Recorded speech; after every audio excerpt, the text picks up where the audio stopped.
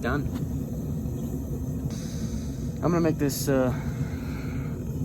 tang piece, whatever you want to call it, a little thinner. It's already got D-lambs in it, but it's just gonna have to do.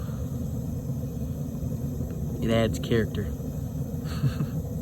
But yeah, I'm probably gonna grind this to shape a little bit more, and then after I'm done forging, I'm gonna grind it and then fix those angles a little bit.